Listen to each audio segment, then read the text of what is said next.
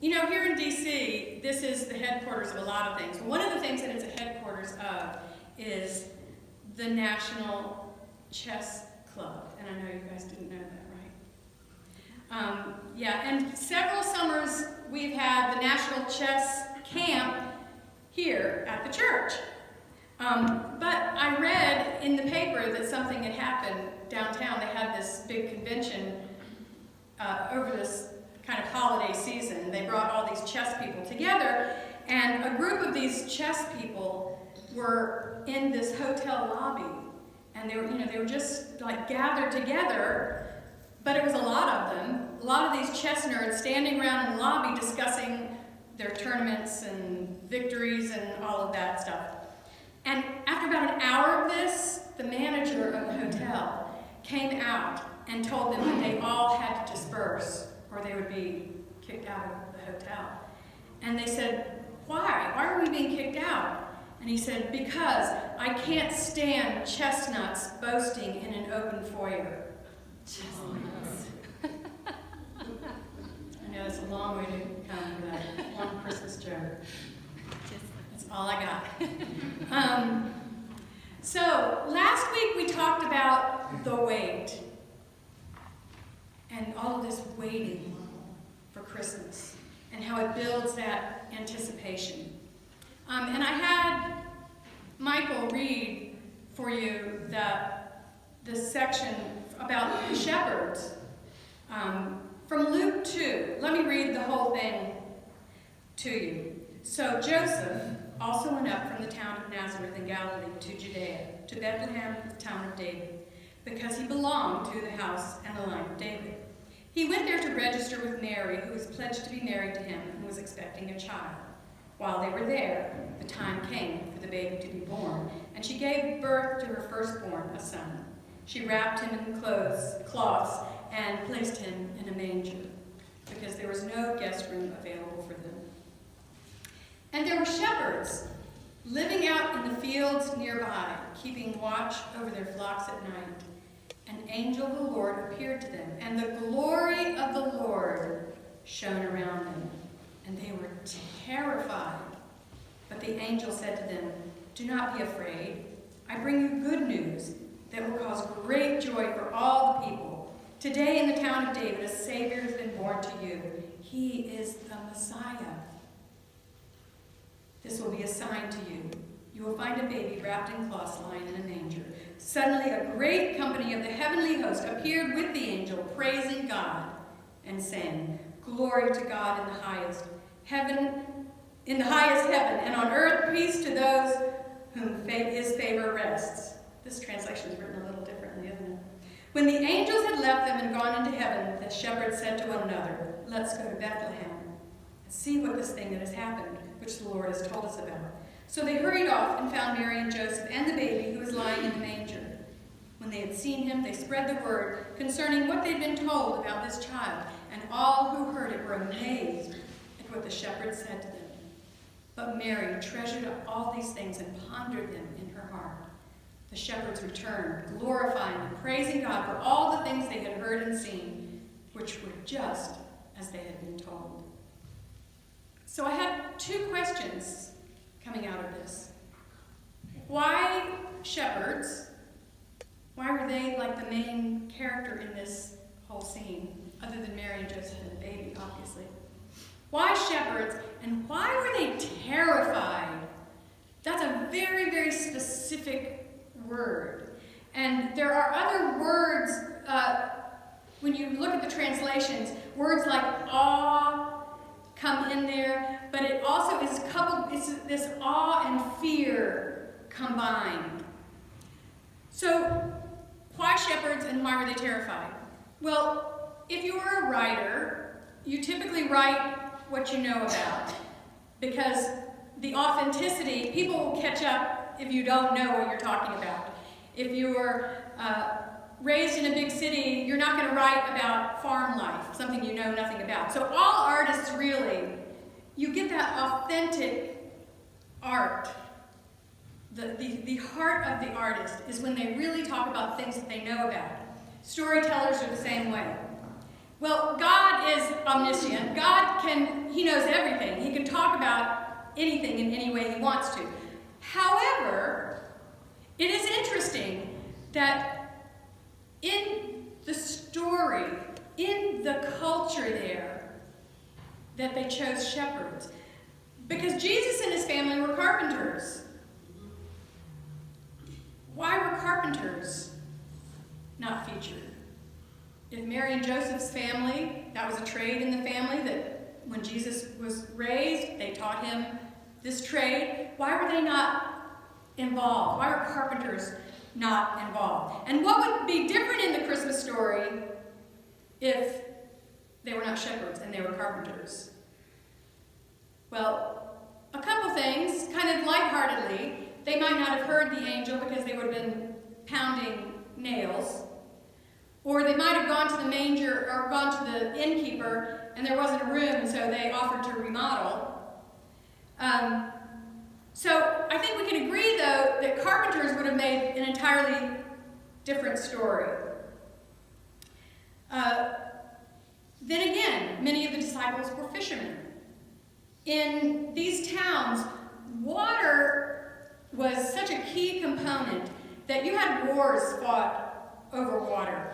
And you had people that would travel, and their traveling would be directed by where's the next place that we find water. And because of this, many people were fishermen. And I would dare say that in any tribe or group of people, almost everyone would be a fisherman.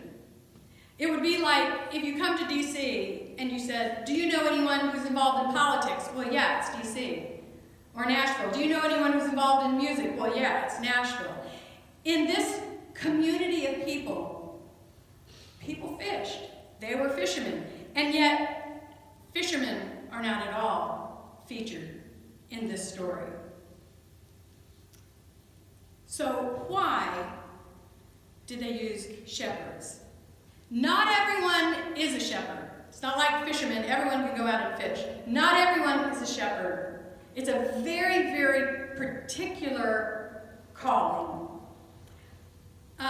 It has been said and pointed out that they are probably the best and most underappreciated leaders. If you know, like Stephen Covey's 8 highly effective practices of highly effective people, or whatever the name of that book is.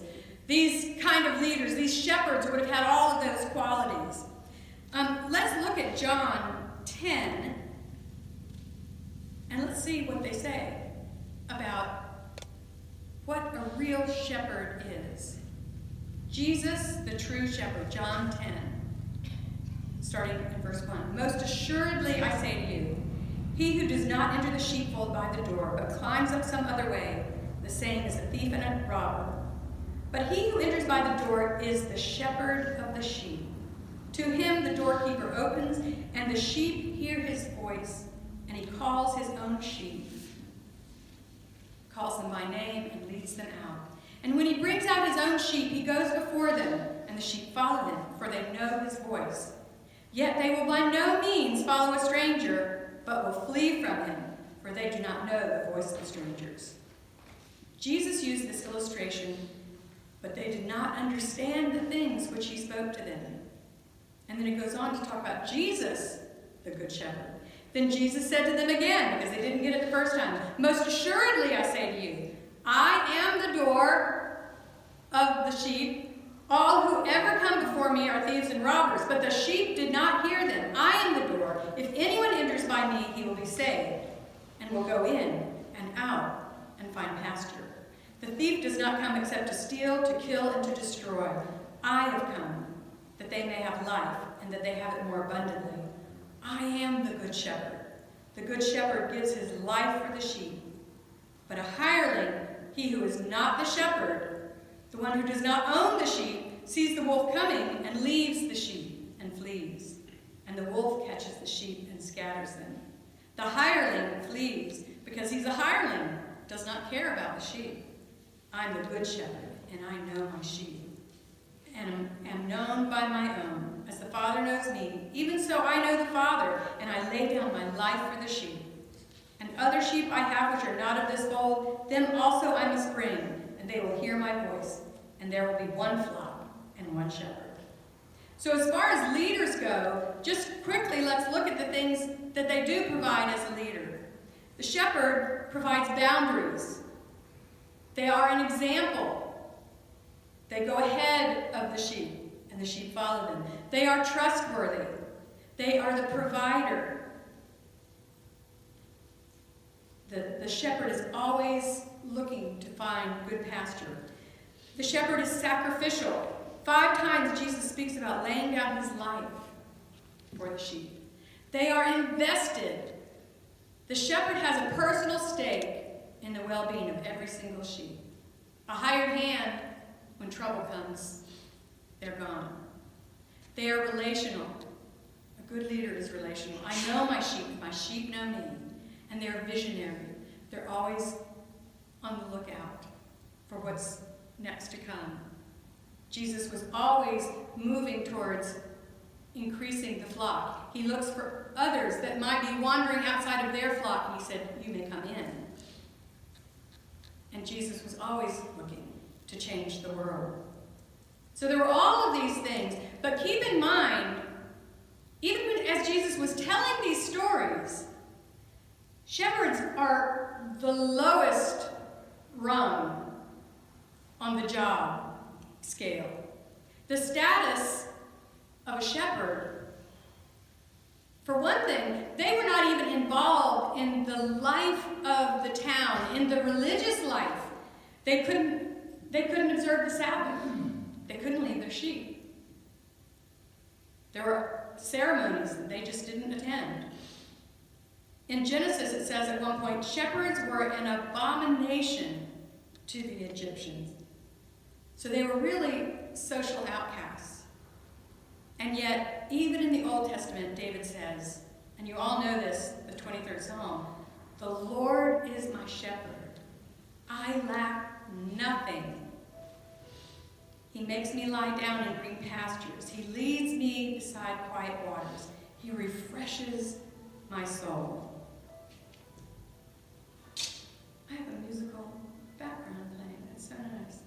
He guides me along the right paths for his name's sake. Even though I walk through the darkest valley, I will fear no evil. For you are with me. Your rod and your staff, they comfort me. I sometimes wonder, Jesus said, if you can only pray one prayer, this is what you pray. We talked about that last week, and I did the Lord's Prayer. But it's so interesting in the beginning. The Lord is my shepherd, I lack nothing. I wonder sometimes if every day, if we could only know, what is that, maybe 7, 8 different words. If we woke up every morning and said that, how would our day be different? If you woke up every morning and said, the Lord is my shepherd, I lack nothing. How many times in the day do we walk around just thinking of our lack, thinking of what we're missing, thinking of what we want? But if we woke up every day and just said, the Lord is my shepherd, I lack nothing. How different could our day be? Could our life be? But they were not chosen because of these leadership traits. Here's what I have gathered that made them the chosen ones in this story. They knew about restoration, and Jesus coming as a baby is all about restoration. Secondly, they knew how to watch. That's all they did, was watch. And then this next one, the third thing, and last thing I'm going to talk about, is they were available. Do not underestimate the fact that you're available for God. Because you can have all kinds of talent if you're never available, if you're always too busy, if you always are focused on something else, you're not of use. You're not going to be in the story, so to speak. So they knew about restoration, they knew how to keep watch, and they were available. They lived there They knew about the night. They knew what happened at night. They knew how to wait. There was no barn for them. That wasn't a big deal. When they said the baby is going to be in a manger on a pile of straw, these were people who lived without even a pile of straw. They just lived in the field. It says at the very beginning,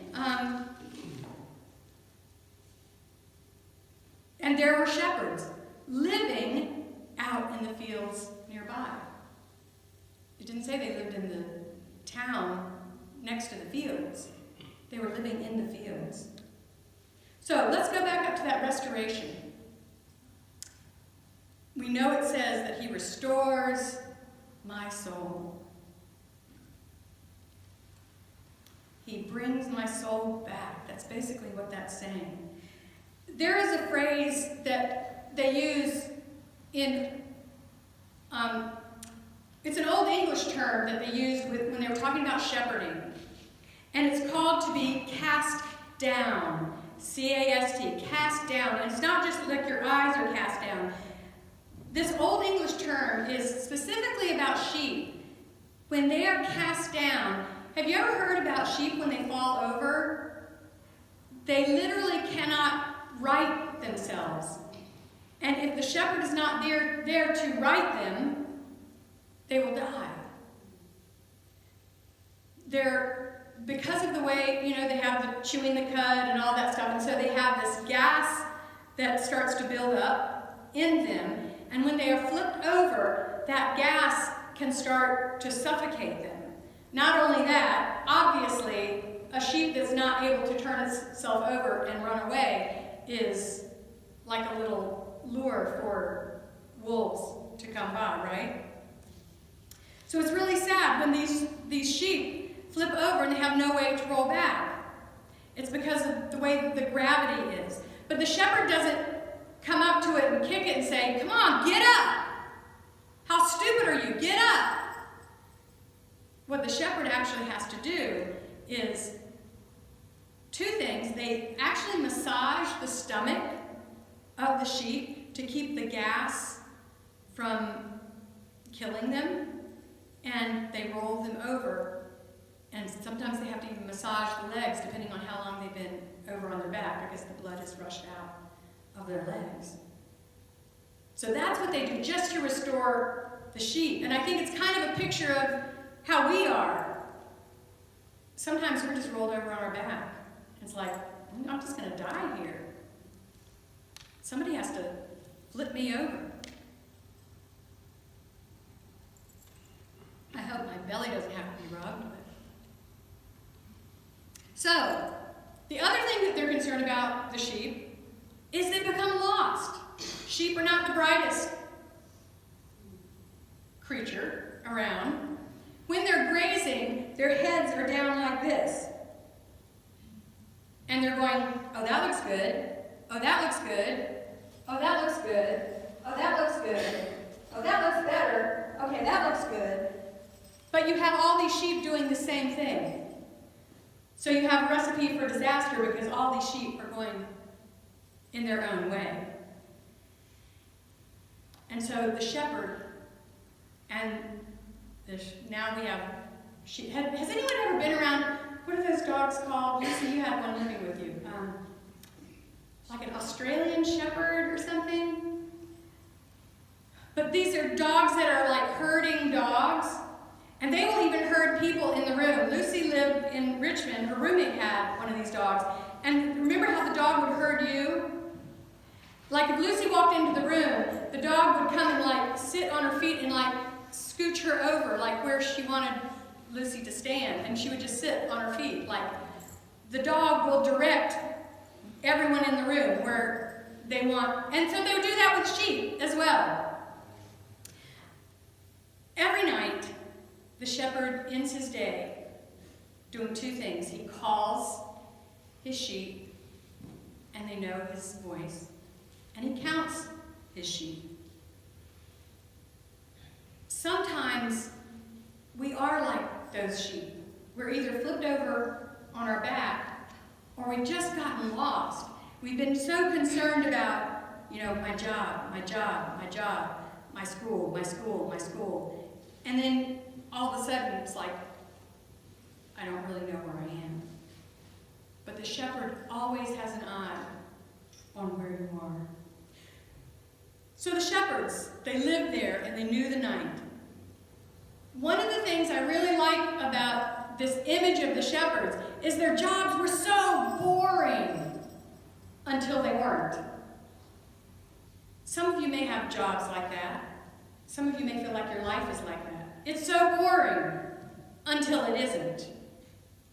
Until a wolf comes. And then it's not boring at all. But until then, they stand ready. Right? And this brings me to why they were terrified. After watching and waiting and watching and waiting, and they see the stars. And they feel like something so huge is about to occur. In fact, and I do have a copy of it. If anyone wants it, they can give me their email and I can send it. I have a list. I handed it out in Christmases past. 355 prophecies from the Old Testament that prophesy about Jesus coming. 355 specific scriptural prophecies that say, this is who is going to be coming. And so, the shepherds are waiting. And we talked about last week that that's what makes life exciting. That's what makes music exciting. It makes it compelling. It's also what makes traffic so unbearable, the waiting. It's the anticipation of what's on the other side of the wait. It's like in that elevator situation, we talked about people being so antsy, waiting for elevators until they put in mirrors. But that waiting to get on the elevator. But what if you didn't know where the elevator was going? You just knew you had to get on it. What if the Disney ride? What if you waited and waited and waited, but you actually didn't know what was going to happen on the ride?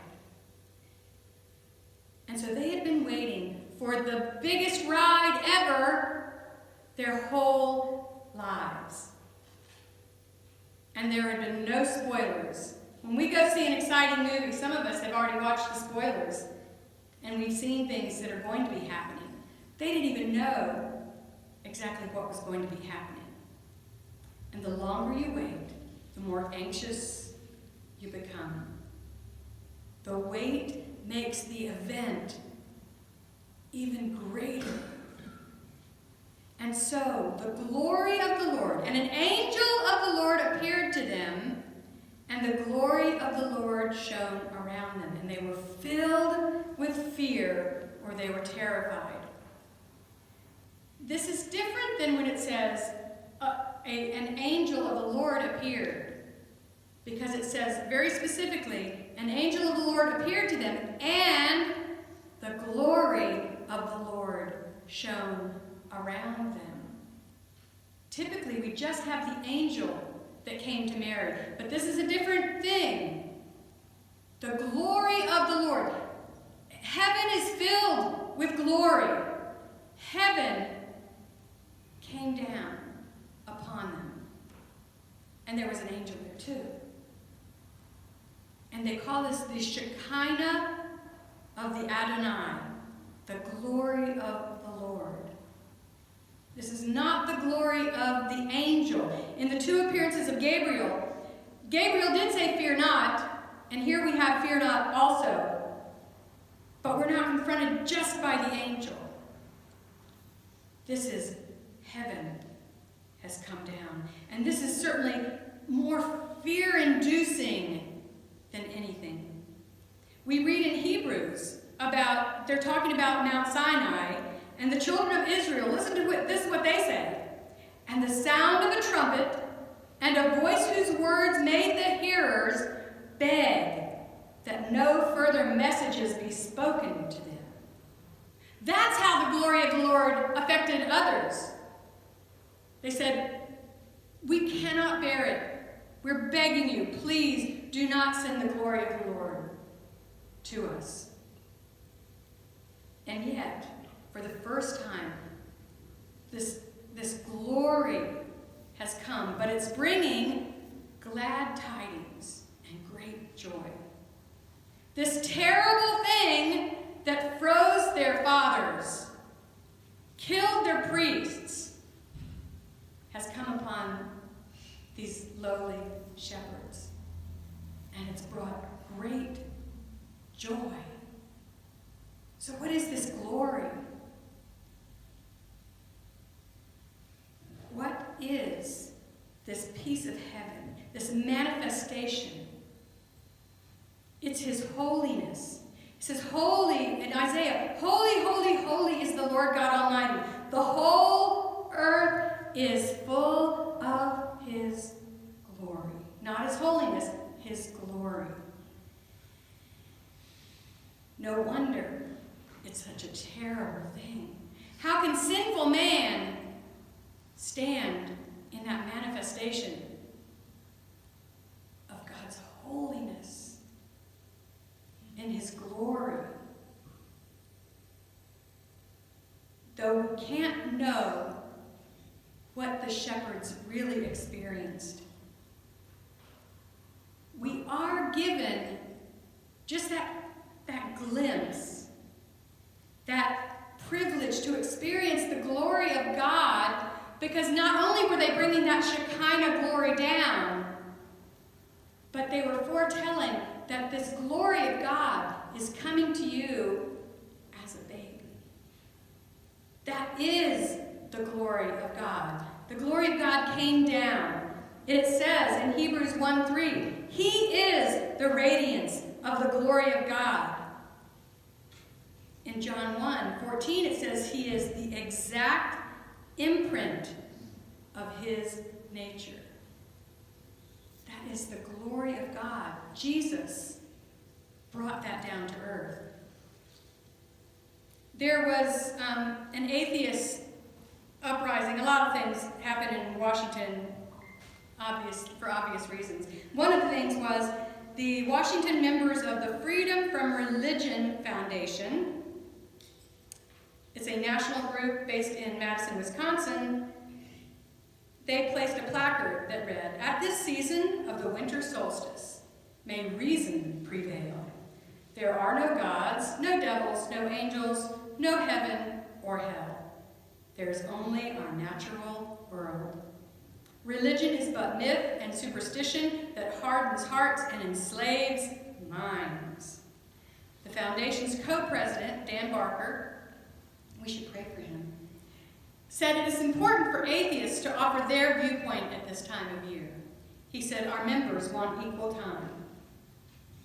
What a sad existence, to be waiting on nothing. Nothing.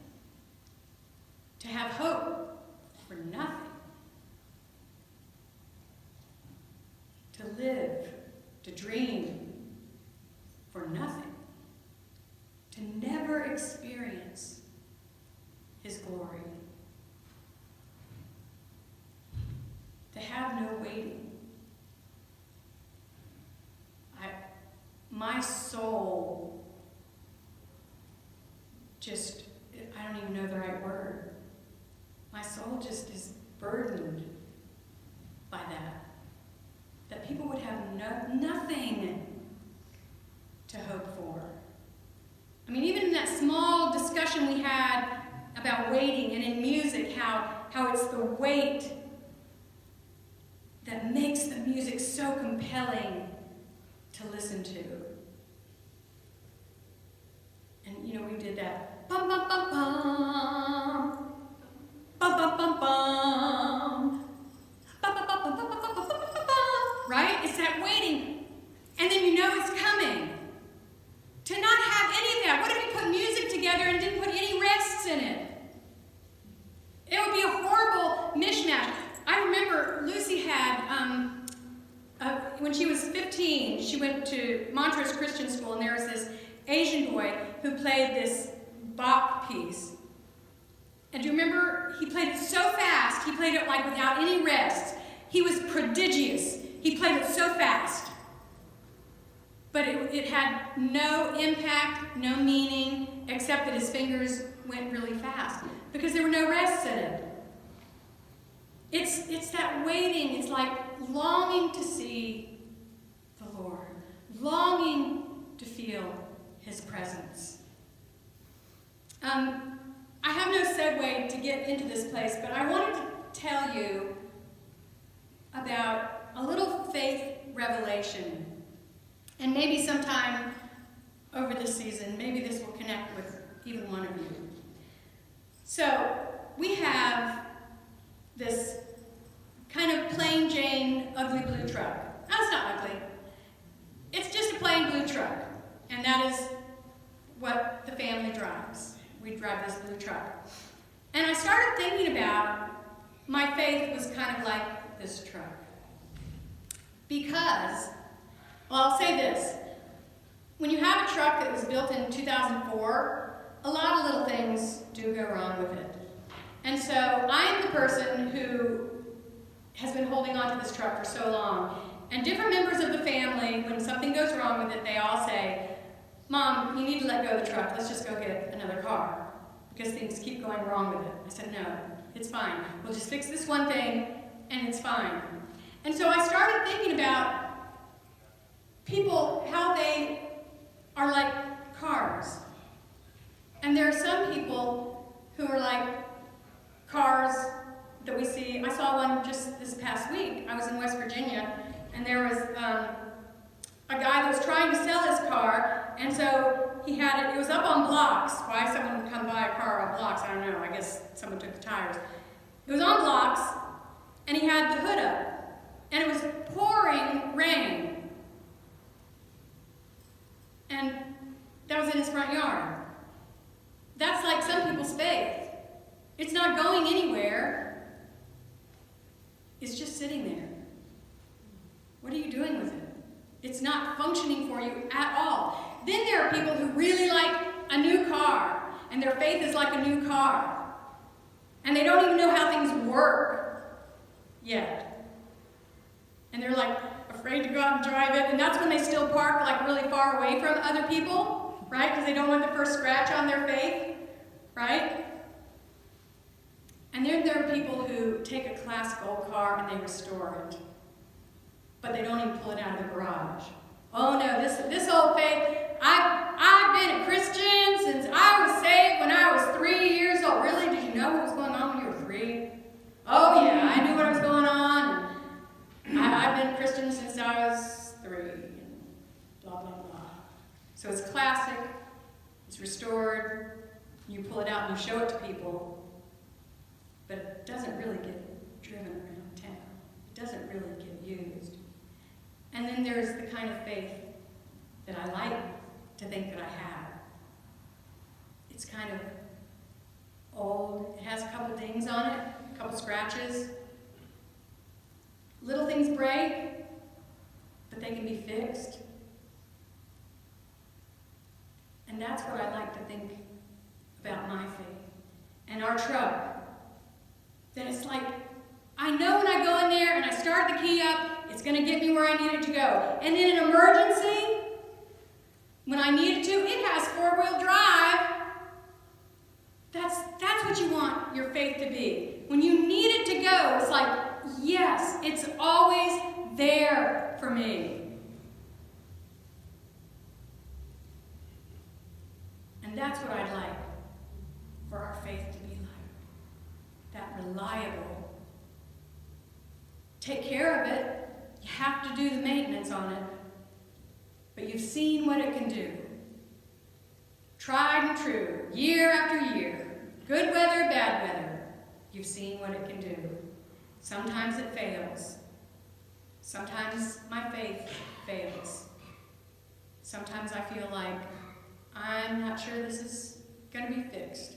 Sometimes I get in there and mess around and think, oh, I can fix it myself. That is a big mistake. Right? I know when I put the key in and turn it, it's going to get me where I need it to go. And that's how I want my faith to be. So this Christmas, I would pray that you find that kind of faith. And remember, it's just like the shepherds. They were available. They were waiting, and they were available. That truck's not fancy, neither were the shepherds. If you find your faith in Jesus, that's the best thing. Hold on to that. And it's paid for. Our truck is paid for. Your salvation is paid for. It's there for you. So be like the shepherd. Be watchful, waiting, and be available to him. Amen? Amen. Let's stand up. Father, we thank you that you speak to us through your word. You speak to us through your stories. That you chose those shepherds, their lowly existence, and you used them in a mighty way. That we would be ready and available. That we would be humble in the place that we stand now, but be ready to be used in a mighty way. We thank you that your glory came down. Your glory came down. We thank you for your Son.